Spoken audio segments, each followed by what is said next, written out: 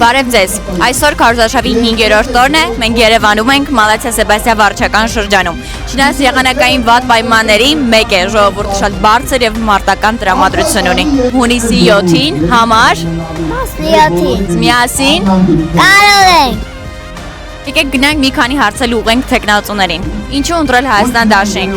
Որպեսզի ունենանք այդքան ցանկալի արժանապատիվ խաղաղություն։ Որովհետև Հայաստան դաշինքի ներկայացուցիչները մեկ անգամ արդեն իրենց փորձով ապացուցել են, որ ունեն կամք եւ ունեն ներուժ Հայաստանը թրքացումից փրկելու եւ դրական փոփոխություններ բերելու համար։ Ինչ զգացողություններ ունեք, երբ քարոզարշավն ընթանում է ձեր հարազատ թաղամասում։ Շատ ուժեղ տպավորված այս հաղթարշավը ստեղից սկսելու ենք ու գնանք։ Ու վստահ եմ, որ հունիսի 7-ին մենք գրանցելու ենք հաղթանակ։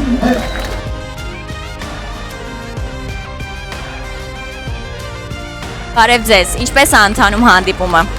Շատ լավ, на высшем уровне։ Ես Արցախից եմ, Հայաստան դաշինքից ակնկալիք ունեմ, որ եթե